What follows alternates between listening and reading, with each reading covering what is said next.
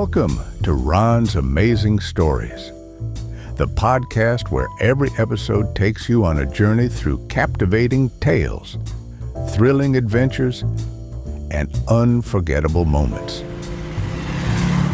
It's amazing. From heart-pounding mysteries to inspiring true stories, we'll bring you narratives that spark your imagination and keep you on the edge of your seat. So sit back, relax, and get ready to explore the extraordinary. Because with Ron, every story is an amazing story. That's amazing.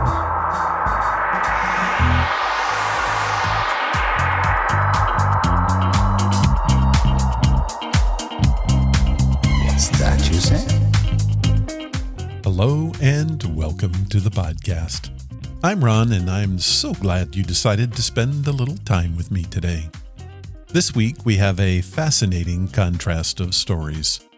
Both come from the legendary old-time radio series Lights Out, but they couldn't be more different. One is about the triumph of mankind and perhaps its greatest failure. The other talks about the pettiness of revenge and the failure that always seems to follow that. Two very different stories separated by years, settings, and characters, yet somehow arrive at the same destination. Maybe that's because people haven't changed nearly as much as we'd like to think. We've built incredible machines, dream impossible dreams, and push further than anyone thought we could. Yet at the same time, we can be driven by fear, jealousy, anger, and yes, revenge. Will we ever learn? The answer is left for each of us to decide. Both of today's stories come from Lights Out, one of the most influential horror and fantasy programs ever produced for radio. Beginning in the 1930s, the series became famous for unsettling audiences with stories that were imaginative, suspenseful, and often surprisingly philosophical. While the program had several creators over its lifetime, it was writer Arch Oboler who transformed Lights Out into something truly memorable. Oboler wasn't content to simply frighten listeners. He wanted them thinking long after the radio had been switched off. His scripts tackled war, prejudice, science, human nature, and morality, all wrapped inside eerie tales that could make listeners shiver one moment and reflect the next. Today, you'll hear both sides of his talent. So, dim the lights, settle back, and prepare yourself for two unforgettable journeys. Now, let's get to the stories.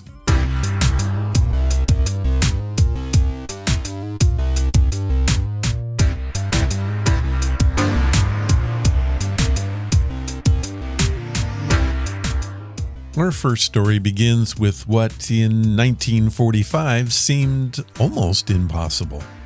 A crew of brave explorers has accomplished something no one on Earth had ever done before.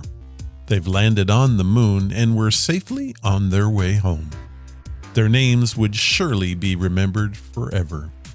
Humanity had taken its first step into the universe. But there's only one problem. Somewhere during the trip, communication with Earth is lost. No matter how hard they try, they can't raise anyone back home. At first, it's merely frustrating. Then it becomes unsettling. By the time they finally arrive, well, let's just say that history has taken a very unexpected turn. As you listen, remember something important. This drama first aired in July of 1945. The Second World War hadn't even ended yet. The atomic bomb was still a few days off until it would be used. The space age was still more than a decade away. Arch Oboler imagined all of this before satellites, before astronauts, before Apollo, and before anyone knew what reaching the moon would actually require. It's remarkable just how much he got right. And equally remarkable how accurately he captured the fears that followed mankind into the atomic age. Here is The Rocket Ship, originally broadcast on July 28, 1945, just 8 days before Hiroshima.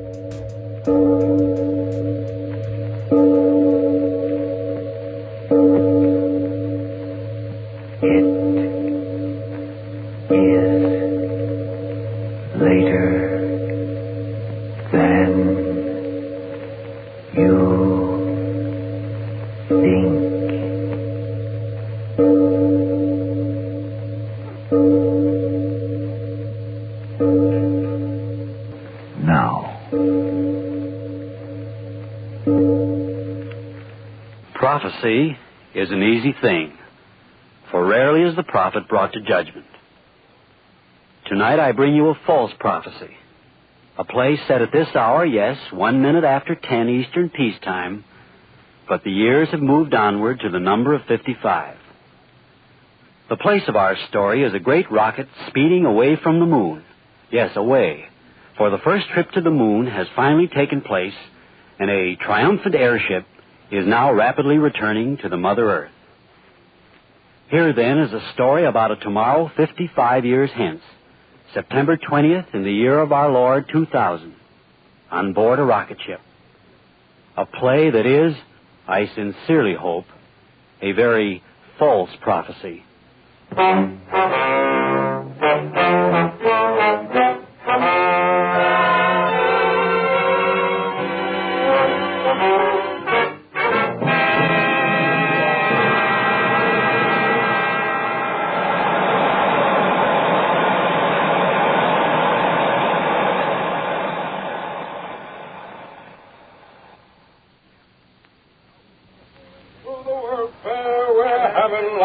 Fun. The sky is sure the limit, our new century's begun. We're floating on our plastic boats, we're flying through the air. The world is all our playground, we haven't got a care. Oh, I'm glad to be alive, boys, I'm glad to be alive. I'm riding on a rocket train, and soon I will arrive. Oh, I'm glad to be alive, boys, I'm glad to be alive. I'm riding on a rocket train, and soon I will arrive. Hi, Doc, how about joining us? Yes, Doctor. Don't you think it's about time we had a little celebration? There's a great deal of work to be done. Work's over, Doctor. 24 hours more and we're back. Yes, Doctor. We'll be back. We've done it. Complete. In 24 hours. If you're worried about our landing, I'm not. You worried, Reynolds? No, sir. Everything's in perfect order. Sure, Doc. There's going to be a round trip. Anyway, there's 24 hours before we have to worry about that. Yes, Doctor. It's a time for celebration.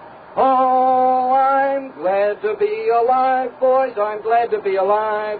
I'm riding on a rocket train, and soon I will arrive. Reynolds. Oh, Major Reynolds. Are you men out of your minds? You, Major Russell. Reynolds is still a boy, but you're a mature man. Please act maturely. Oh, but Doctor... I'll grant you that our adventure has gone well. Well is right.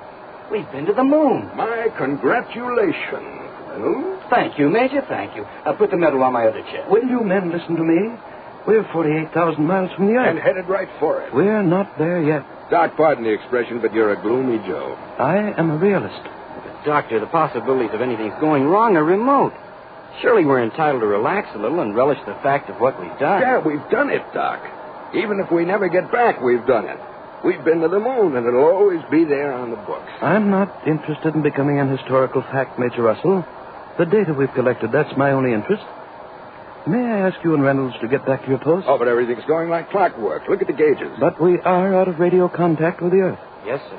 But we are on course. Doc, what is wrong? Wrong? What should be wrong? No, the kid's right, Doc. Ever since we made the circle and started back, all these days you've been acting as if we didn't make it. We've gone 243,000 miles, and we're three-quarters of the way back, and we're in, Doc. We're in. So what's the matter with you? How old were you, Major, when the Second World War ended? Oh, about 5. What's that got to do And with you, Reynolds, you weren't even born. No, sir. I was 21 on that day in New Mexico when they set off the first chain reaction. 21. Doc, you mean to say you were in at the beginning of it? Of course he was. Dr. Chamberlain was one of the original research men in the atomic bomb project back in 45. The only one of them alive today. Well, what do you know?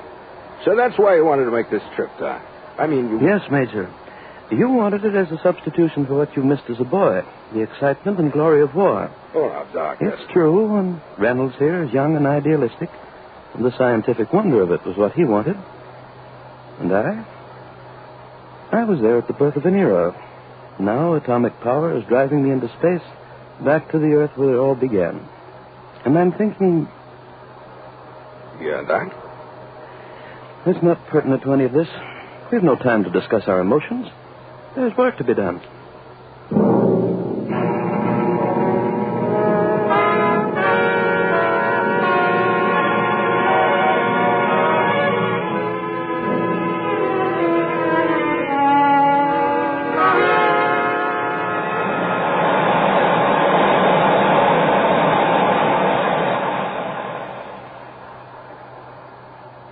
Airspeed, 23,486. Airspeed, 23,486. Interior temperature, 68.2. Interior temperature, 68.2.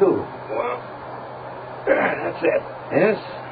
Any radio contact, Reynolds? No, sir. How about that, Doc? Unfortunate, but not very vital. We're definitely on course. How much longer will it be, Doc?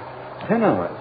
At the most, 10 hours. In the middle of LaGuardia Field. That's where I'd like to land. I hope not. Texas. Isn't that it? Sure.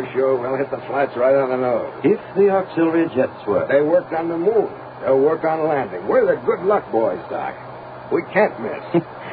You have the optimism of a 16-year-old. Reynolds, you'd better get back to your radio. Try phone contact. Yes, sir. Major, check the jet temperatures. Right jet, 1580. Right jet, 1580. Left jet, 1583. Left jet, 1583. Speed, 24,832. Speed, 24,832. XR1 calling CQ. XR1 calling CQ. Hello? XR1 calling CQ. XR1 calling CQ. Hello? Any luck? No, sir. Put your transmitter back on automatic. Yes, sir. Why do you laugh, Major? I was just thinking about how many millions of telescopes are turned in our direction. Yes? What you said a few hours ago. I mean, about my wanting the excitement and adventure. That's true, you know. I'm 60 years old, and I guess I just lived for this chance. The Army hadn't okayed my going. Well, here I am. Once we land, I'll admit frankly I'm going to cash in on every bit of it and have myself a time. You know something? I get the feeling kind of depressed when I think it'll soon be over. Well, there's no reason for depression, is there? I couldn't answer that. Why not? You've been wondering, undoubtedly, why, ever since we left the moon, I've been acting strangely. That's right. I've never believed in predestination, and yet there's been sort of a motivation of fate in my life. At 21, I was part of that research team trying to adapt atomic power to military purposes. When that first bomb went off over the New Mexico desert, a newspaper man repeated the words, "What hath God wrought?" And no one quite knew.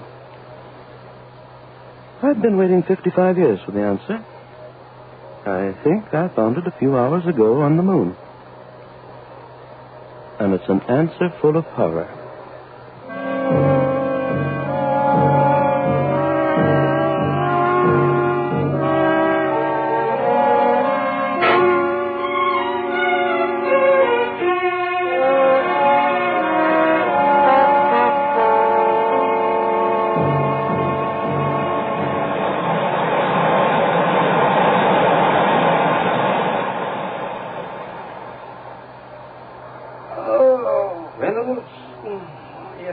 Close the oxygen valve. That's why you're yawning. Oh, yes, sir.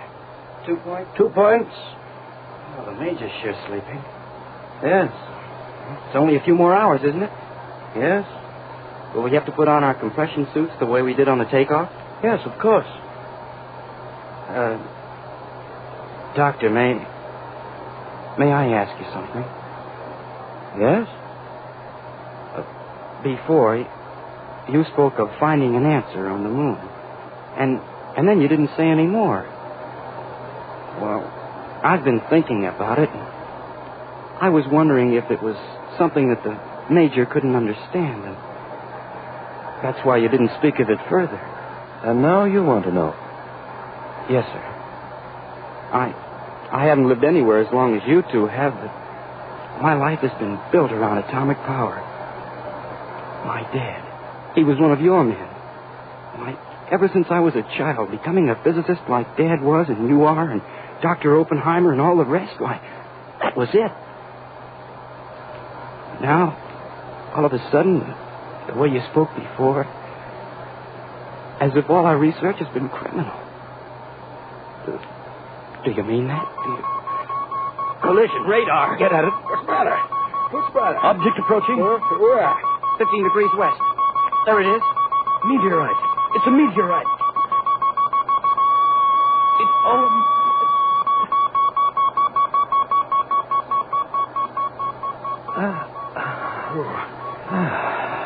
That was the closest. Oh, it was indeed. Be sardonic indeed to collide with a meteorite at this point in our journey. I use a stronger word than sardonic, Doctor. Yeah, like faking. It's all clear. Well, I better get back to... No, Reynolds. Reynolds, you asked me a question before, and I want to answer it. You too, Major Russell. I want you to hear this. Sure. Reynolds overheard what I said to you, that I'd found the answer to a very old question on the moon. He said that he felt that somehow I thought all of the research on atomic power had been criminal. No, young man, I don't believe that. Not at all. Criminal to know more about a way of nature? No. The answer I found was something else. I hadn't even an answer, perhaps only a theory. When we came within 100 miles of the moon and then began to deaccelerate, to turn back, what did we see through the observation ports? Well, Doc, we saw... No, please, let me tell you what I saw. The craters of the moon. Great, gigantic craters, and as we came closer and closer, the look of them was so familiar. Not because I had seen them through telescopes and in photographs, but for some reason that I couldn't quite understand. Craters of the moon, and suddenly, at the very moment when we'd come as close as we dared and our ship swung in an orbit to return, suddenly I knew. It was a memory of another crater I had seen 55 years before in New Mexico from an observation plane high over the ground a few hours after the first atomic bomb had lit the sky with a new sun. Yes. The crater in the crust of the Earth that bomb had left was the same as the craters of the moon. Do you understand? The crater our bomb had left on the Earth was the same as the craters on the moon. So what? I don't get it. Yes, Doctor. What are you getting at? Why, the crater in that desert was 1,000th of the size of the ones you're talking about. I suddenly began to think. Was it not possible that the moon had gone through the same evolutionary processes as our Earth before our Earth? Yes. Wasn't it possible that men had come into being on the moon, developed their own civilization, had known scientific progress, even as we have, but long before we Earthmen had known it? Say, Doc. You do understand. These men of the moon had discovered the secret of atomic power long before we did, and then had used it to blast and to tear each other. Yes. And the craters on the moon, that terrible devastation, was the record of the destruction of their civilization. A final war which had burned up the very atmosphere and left the moon a dead planet circling endlessly through an airless sky. All right, Doctor. Presuming your theory is correct that the moon men had started through a war, a chain atomic reaction that they couldn't stop, well, what of it? It indicates that they were fools. Yeah, that's it. Fools. Are we any wiser?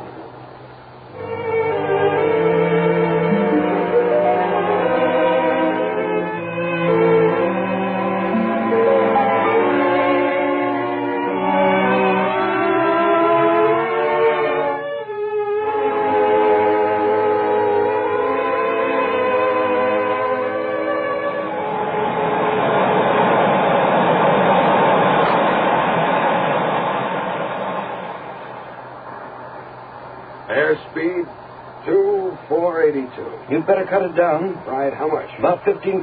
Right. You get anything, Reynolds? No, sir. Would you come here a moment? Yes, sir. Will you help me with this boat covering? Yes, sir. Here there. All right. Hey, trying to take a look, huh? Yes, that's it.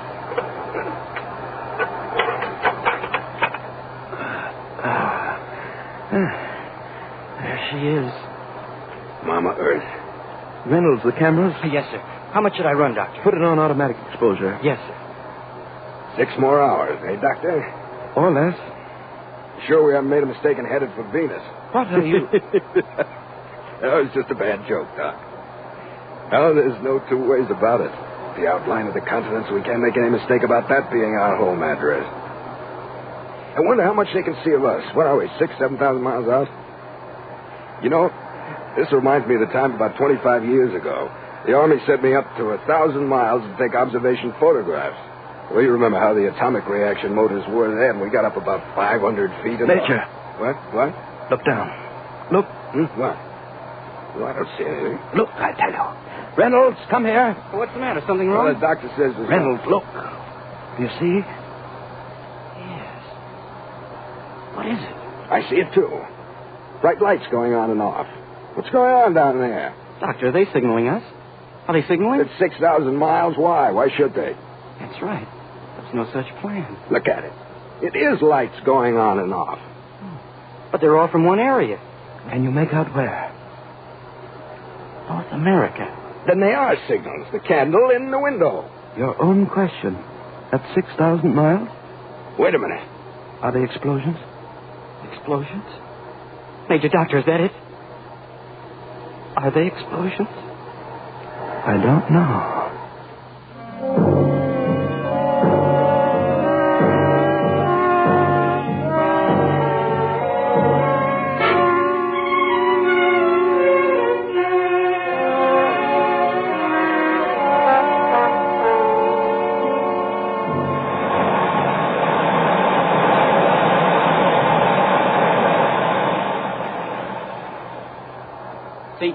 CQ, hello, CQ.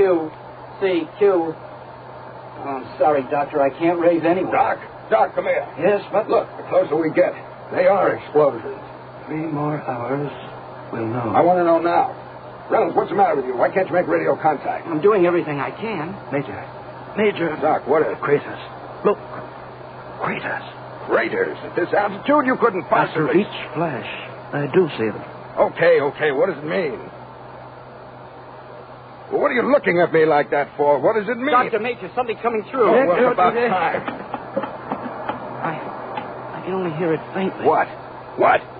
Please, let me listen. United States. What? Reynolds, what is it? Tell us. Boys, I couldn't quite make out. He said... Said what? Tell us. War. He said war. Blasting the United States off the face of the earth. Blasting. It's a joke, isn't it? Isn't it?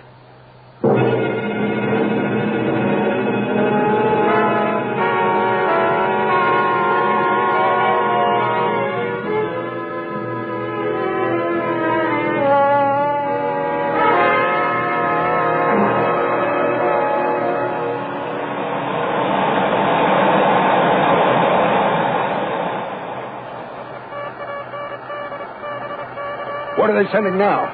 What now? It began an hour ago. No warning. Projectiles radio controlled. Point of origin unknown.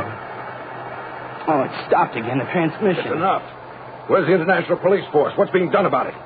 Doctor, did you hear it was an attack without warning? Who could it be? What's the idea? The explosions are increasing in frequency. Reynolds, is there anything more coming through? No, nothing. Yes, they started transmission again. All right, let's have it quick. Some station in Midwest. I can't get the call letters. Who cares? He says it's hell. Ground shaking. No bombs landed near, but air reconnaissance. It's so garbled I can hardly make out. Well? It started an hour ago. Everything burning. Now it's stopped again. There's nothing. Doctor, in heaven's name, what do you think it's all about? Stop staring out of the window and talk to me. What are they doing? What do you mean, what are they doing? They're bombing us, blasting us. It's war, but who? I've got to find out. Reynolds, find out who. What? It's no use. There's no transmission. Doctor, those bombs, where are they coming from? Can't you tell by the trajectory? At this distance? And what difference does the face of the enemy make? It's happening, that's all. Smashed them. I always said we should have smashed them. Exterminated them 50 years ago.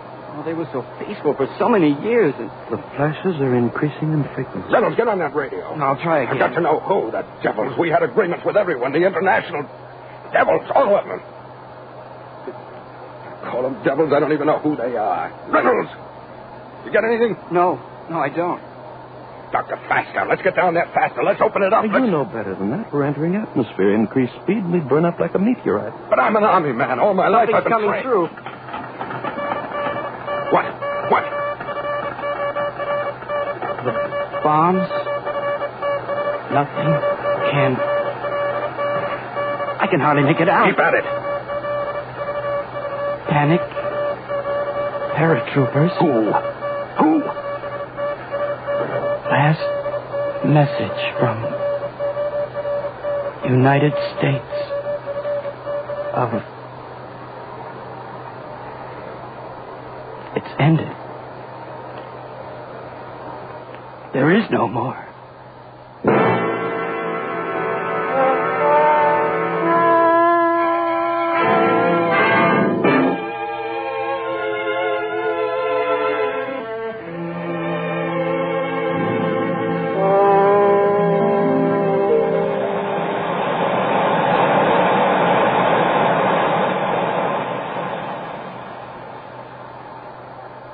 We'd only get down there faster. Only 500 more miles. Look at it down there.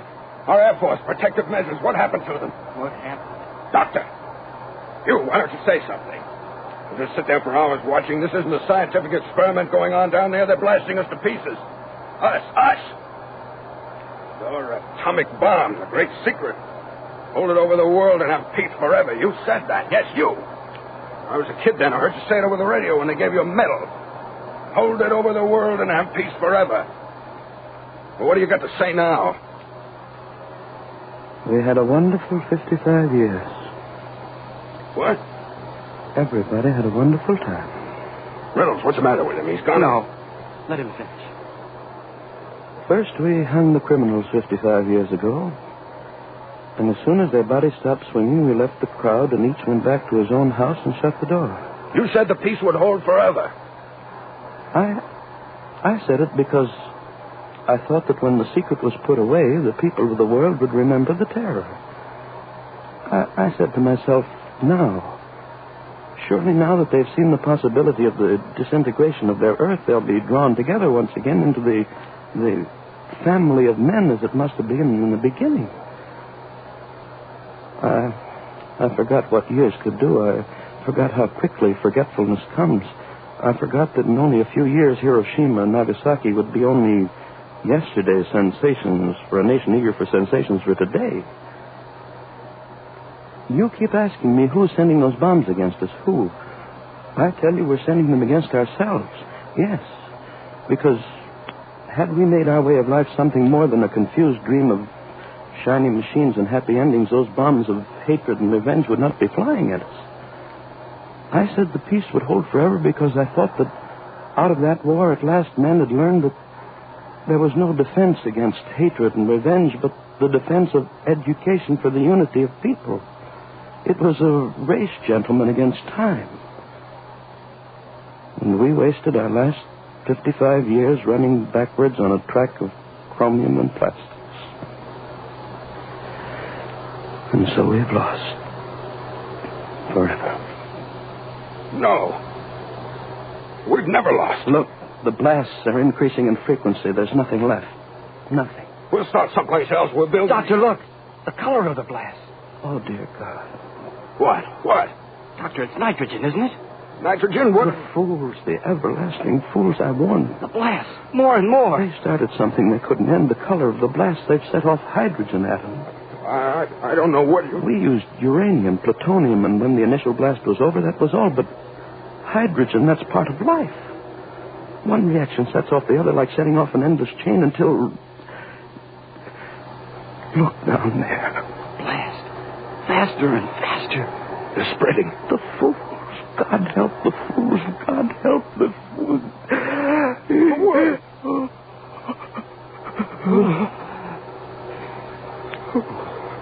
It happened. The sheet of flame. Around the earth. Doctor, tell me, what is it? What was it? Tell me. It burned up all the atmosphere. Burned up... Reynolds, what does he mean? The chain reaction burned up all the air. Oh, my... Major, the left jet.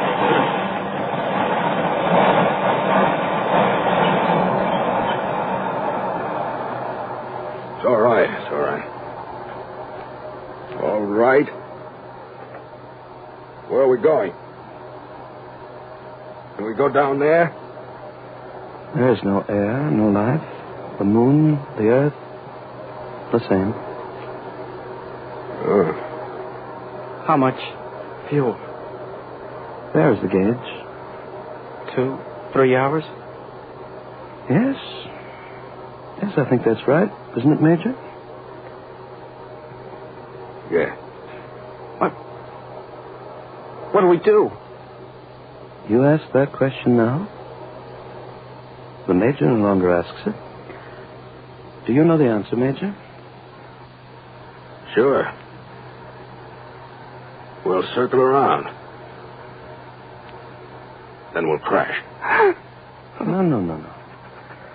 No, it'll be all right, my boy. My words again. Have peace forever.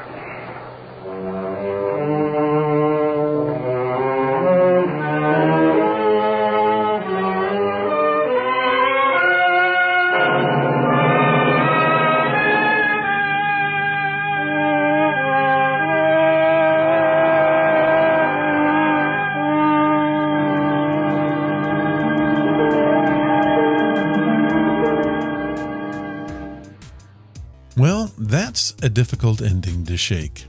After accomplishing the greatest achievement in human history, our heroes return expecting celebration, only to discover that there may be no one left to celebrate with. The moon was conquered, but mankind couldn't conquer itself.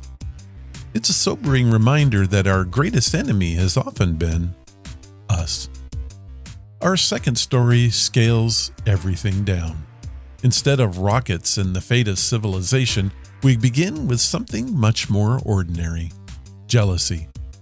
A suspicious husband becomes consumed with revenge. He decides to use an ancient art to help him carry out an unforgettable, unrecoverable punishment. People often say revenge is a dish best served cold. Arch Oboler seemed to ask a different question. What if revenge is simply poison, served eventually to everyone involved? I won't tell you any more about this story because surprise is half the fun, or perhaps half the nightmare. I will say this: of all the lights out stories I've heard, this one remains one of the creepiest. Its angst comes from watching ordinary human bitterness grow into something truly horrifying. Here is The Little People, originally broadcast on July 14th, 1937. Ironized Yeast presents Lights Out, Everybody.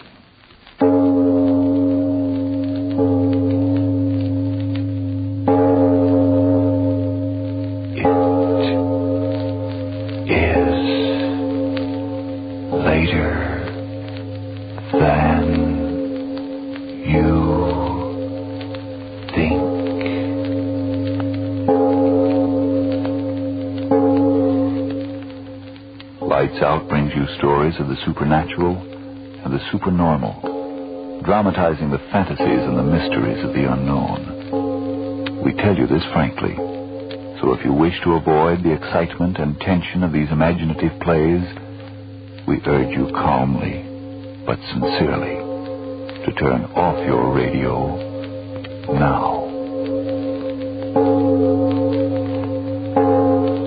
This is Arch Oboler. For Iron IGs tonight, a story of that still small voice which civilized men call conscience.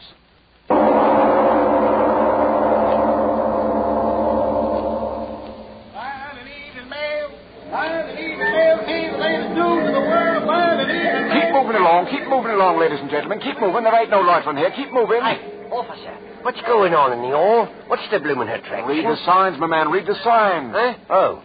The great Peter Stransky, world-famous explorer, appearing in person in lecture on headhunters of the Amazon. Go, Brian. Now, move along, fella. Move Oh, along. no, officer. Will you tell a bloke what that headhunting is referring to? Who's on tonight? Now, look here. You're obstructing traffic. It's lecturing, the man is. Lecturing on these heathen tribes that hunt their neighbors' heads. Now, move along, man. Move along, or I'll take you in. Ladies and gentlemen, now you know the story of these strange motion pictures I have shown you this evening. For the first time in history, motion pictures taken of the lower Brazilian region. Someday soon I hope to return to Brazil and bring back more cinematic records of the customs of these almost legendary savages, including actual specimens of heads and bodies taken and preserved in their bloodthirsty wars. When that day comes, I hope you will be as kind to me as you have been this evening.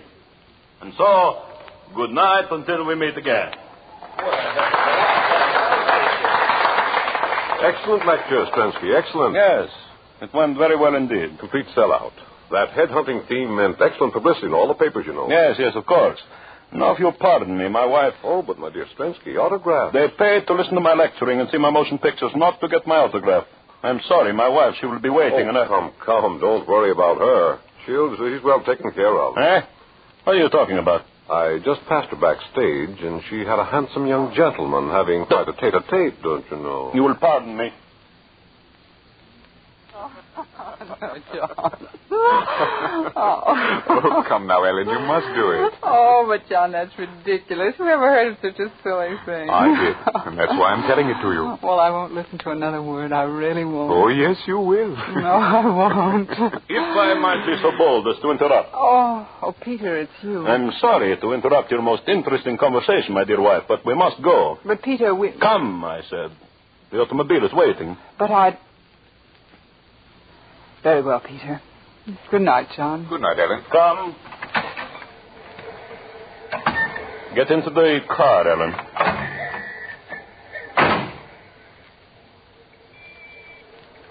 Why don't you say something, Peter? Yes. Yes, I will say something. This. Well, why don't you speak? Why don't you cry? I wouldn't give you the satisfaction. So, you save your tears for him, too. Say something. I'm leaving you, Peter. Leaving me? What are you talking about? I spoke clearly enough. I'm leaving you. Don't be a fool. I'm trying not to be. That's why I'm leaving you. I should have done it a long time ago. You'll go to him. No, I'm going to divorce you first, Peter. Divorce? I won't have any difficulty about that, I'm sure. No, never a divorce for me, never. You'll have no choice. Please stop the car. Yes. Goodbye. Helen? I'm sorry for you, Peter. No. I'm sorry for you. And him.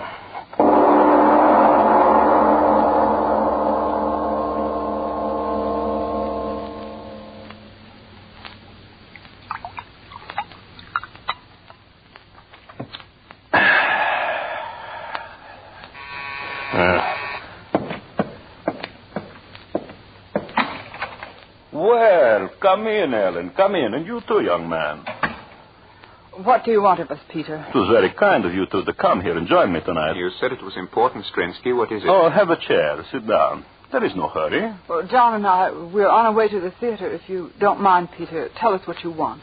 I want little.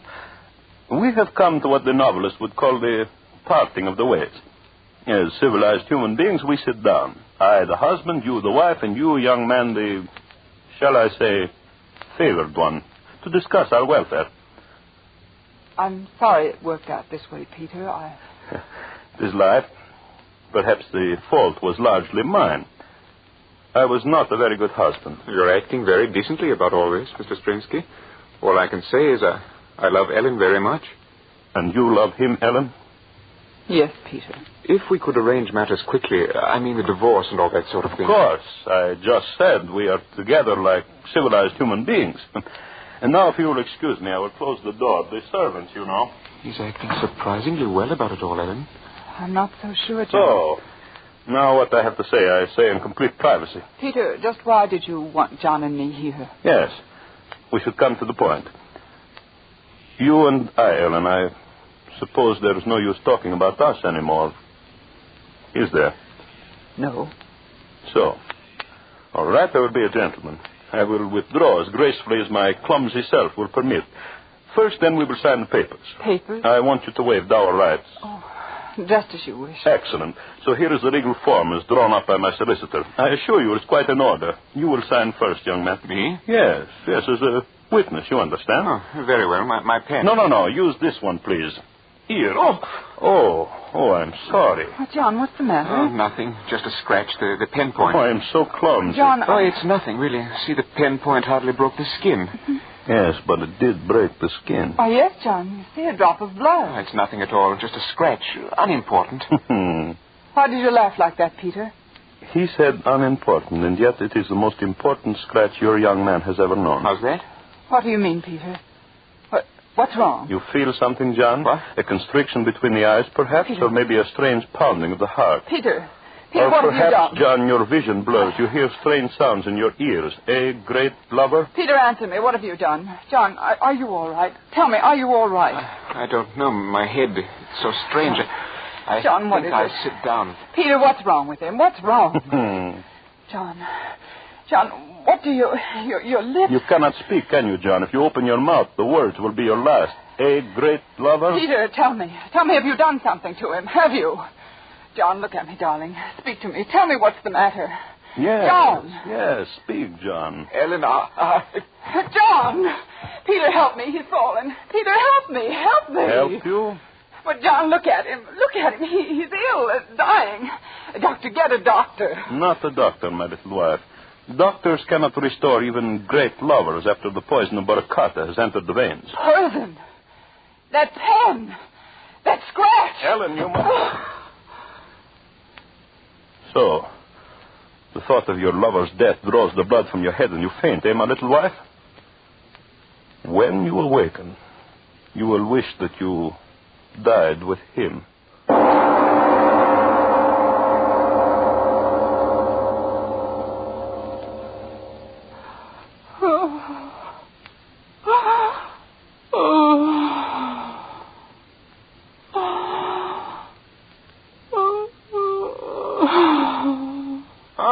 You are awake again. My arm. You are bound in a chair. It is most discourteous of me, I know, but then, as you may remember, I always was a barbarian. John.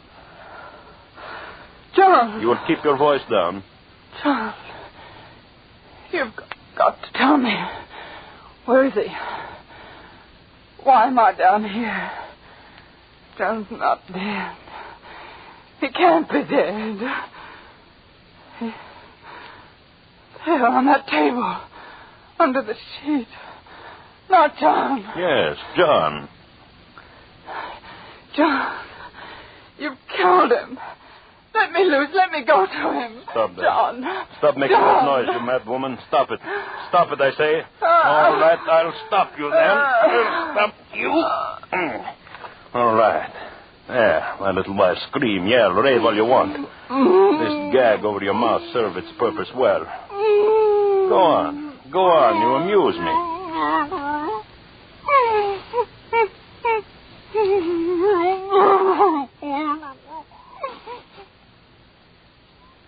So, now you have discovered it is useless to talk to the gag, eh, Ellen? It is such a waste of effort, is it not? So now that you are silent, I can go on with my work. Most important work. Yes, you were right about what was on this table here. See? I throw off the sheet. And he was such a handsome man. Well, I must get to work. You no longer try to speak, my little Ellen. Does the sight of these beautiful surgical instruments frighten you? They need not. They're not for you. They are for John. Yes, he is dead. Dead. The poison too quickly, but do you think I would let him rest in death? Oh, no. I loved you, Ellen. And as I loved you, I hate you. Watch closely.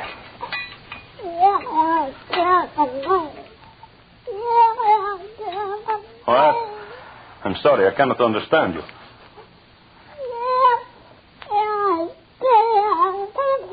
Oh, you ask me what I'm going to do. The knives, sharp knives, you see them? No, they are not to dismember your precious John. Flesh buried, decays, and is gone. I want your dear John with me for a long time. Again, you ask the question. I'm trying so hard to explain. He's dead, and he will be dead. But in his death, he will serve a purpose. You remember I told you my savage Brazilian friends, the Yavaros, have a quaint custom of shrinking and preserving the bodies of their enemies. Well, I studied their methods most carefully. John Douglas was my enemy. Here he lies. And I will do with him as the Yavaros do with their enemies. So, now you understand. When I'm through with him, your lover will be a little leathery-skinned man, a doll-like in size, a trophy for my trophy room. Who will suspect that in that little leathery doll-like figure is the body of an Englishman? And so he will amuse me in his death. Yes. And you will sit there, my little wife. You will sit in that chair for the many days it will take me to prepare the carcass. You will sit and watch me day after day as with smoke and with heat I make the strong body of your lover smaller and smaller. You will sit there.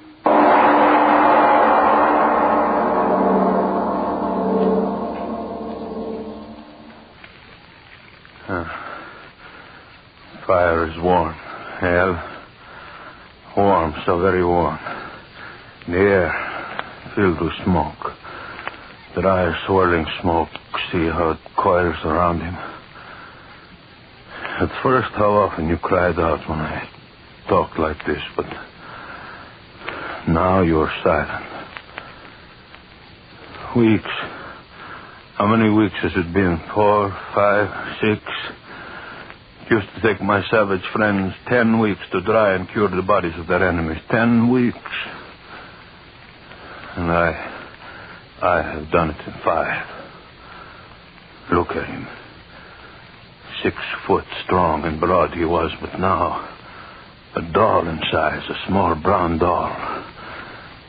Oh, what weary days they've been, filling the body full of sand and slowly turning in the smoke and the heat, not too quickly, not too slowly, not too close to the flames. And now, the man that was John Douglas. A doll, a brown doll of death. The flames are noisy. Noisy as you are silent, little Ellen. You are... Oh, I hadn't noticed. Your eyes are closed. Wake up. Wake up! Wake up, I say. You've got to look at him. Your eyes have got to see him. You've got to see him. You're speaking. I cannot understand you. The gag, yes, I will take it off. Sitting there all these weeks, you haven't got the strength. There, that does it. Your lips are free. Well, look at him, Helen. Look at him and tell me what you think of John Douglas now. Smoke. Smoke twisting and twisting around him. Smoke is thick and Ellen. Where's he gone? Ellen. Smoke. I'll go to him in the smoke. He's waiting. Ellen, stop. Stop, you hear? Understand. You must understand. Smoke, he will wait for me. Smoke. What are you raving about? Yes, smoke. See how it curls around him. No. He's waiting. No, stop talking like that. Stop talking like that, I say. He's waiting. The knife, where is the knife? I'll stop you. No. Ellen, all right. Dead. Up on the table with you. I must prepare you, Ellen, for the smoke and the fire. Took me 5 weeks with him, and now 5 more weeks with you. And then you will be as he is. Brown with the smoke of the curing fire. A little dull in size.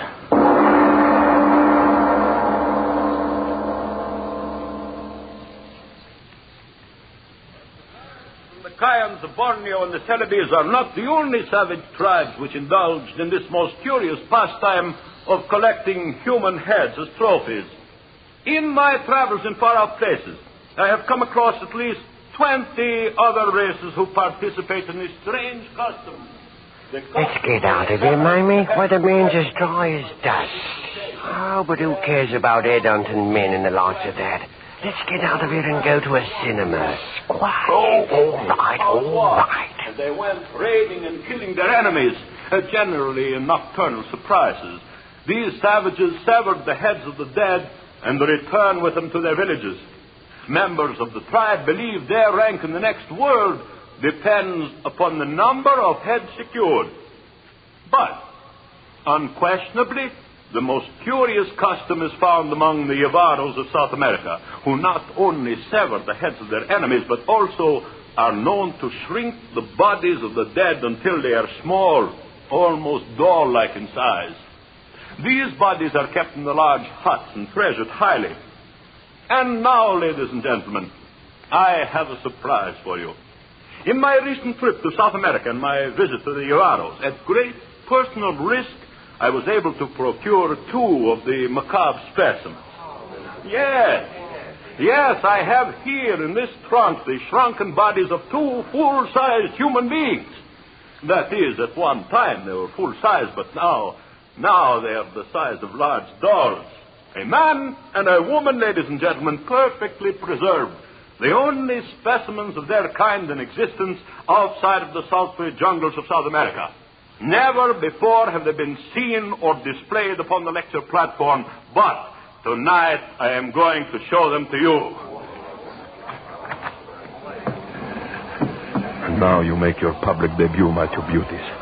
Ellen and John, the new sensation of the lecture stage. Ladies and gentlemen, if you please, presenting 2 perfect specimens, the only ones of their kind, of the secret process which enables the savages of the jungles of South America to reduce their enemies to doll-like size. Here we have a living man, about 6 foot in size during his lifetime, now reduced to midget size. And likewise, here a woman, once a living, breathing individual like you and you and you, now this horrible trophy of the curer's art. You see, Ellen and John, they like you. You are a success. A huge success.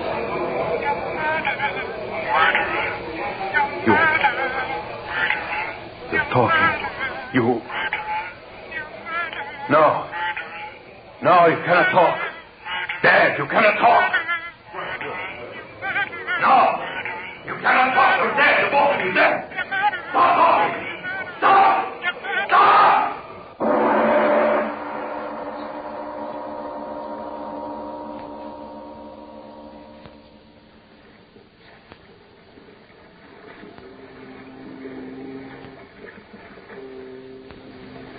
Sure, Captain, it's a strange passenger we got aboard this time, I must say. Oh, you mean Strensky? Aye, strange he is, mate. But what's he running away from, sir? Oh, Sure, mate, that ain't a proper question to be asking of a man when he lays as many pound notes on the table as that man did for this passage. Hit me out of England tonight, he said. And get him out of England I did. Now, could he be one of them embezzlers? Oh, aye, that he might. The trunk he was carrying, well, he wouldn't let any of the men lay a hand on it. He brought it down to the cabin himself. I'd like to get a look in it. Aye, and so would I. But he stays in that cabin of his all the time. He's down there now, and I'll bet he's looking in that trunk this very... The cabin door is locked. No one can come in when the door is locked. It's going to stay locked until we get there. South America, they won't get me there. No one will get me there. Why did I run away? What's the matter with me? No one heard them but I. No one in that audience but I. They're in that trunk there. There's two of them. Why don't I find out now if no one heard them but I? Why don't I? For sure. Yes, I must. No, they couldn't have talked, not they.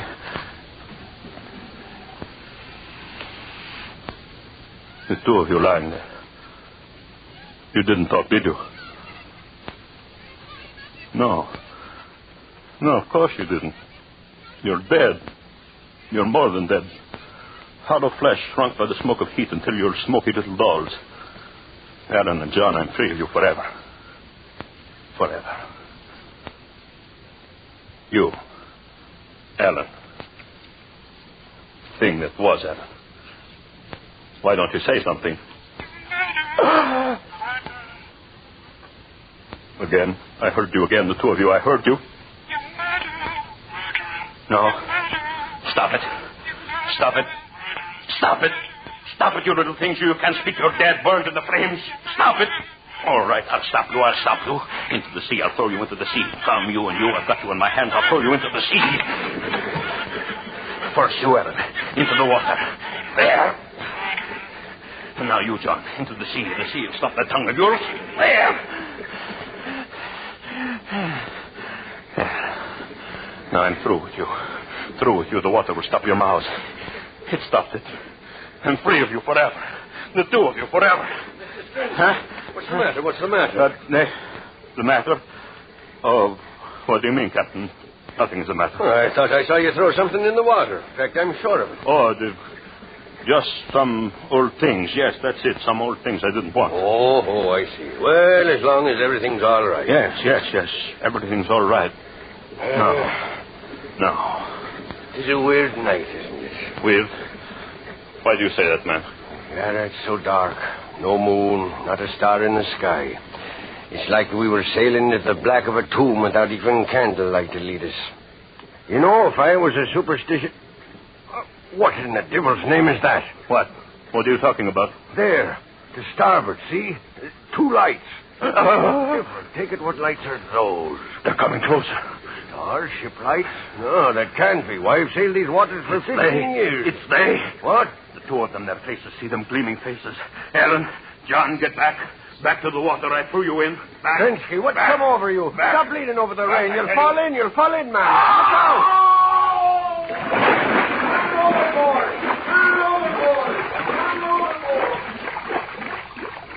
Help! I fell in. Help me! Here! I'm here! Save me! Save me!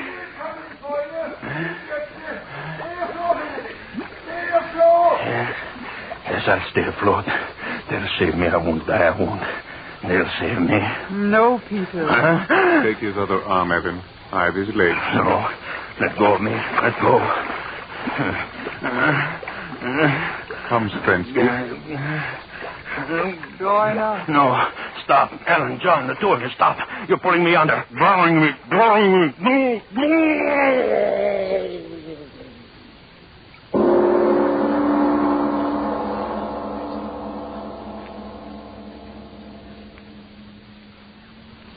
Well, Mr. Oboler.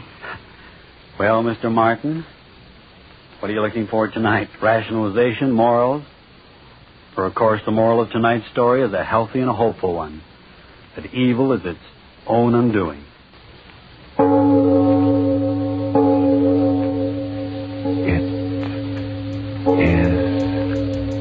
greater than you think.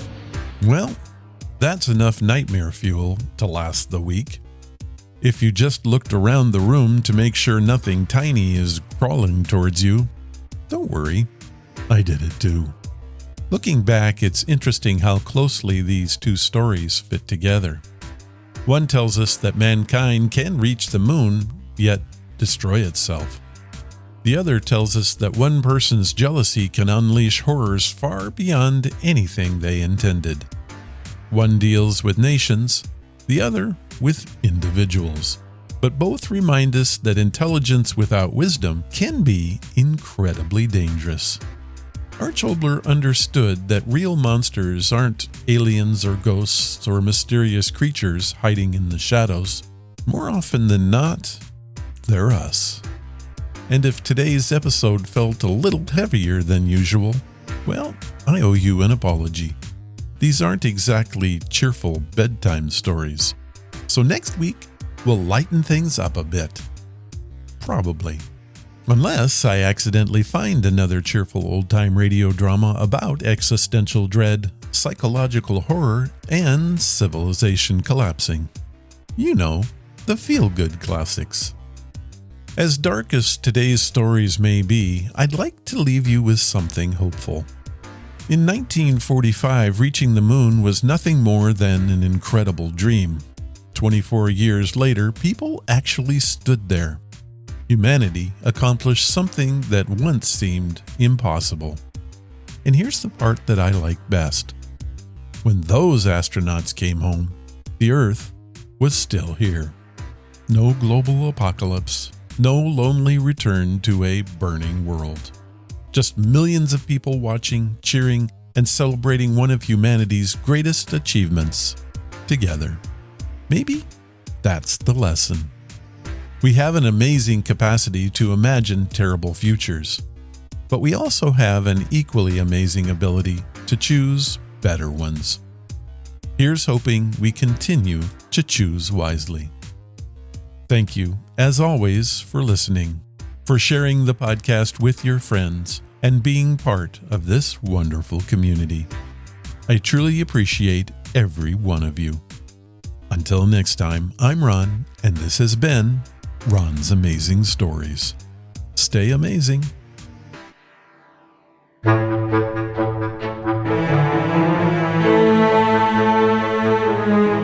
That was episode number 741, and it was brought to you by Audible. Head to audibletrial.com/Ron's Amazing Stories and get yourself a free audiobook today. You help the show if you do it. Thank you, Audible. If you want to follow the podcast or the blog, head to ronsamazingstories.com.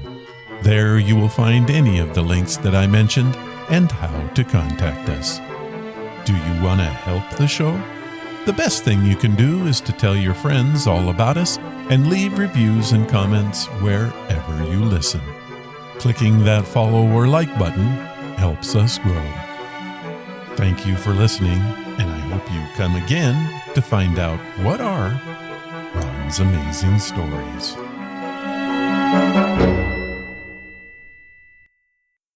All of the vintage audio used in the podcast is believed to be in the public domain.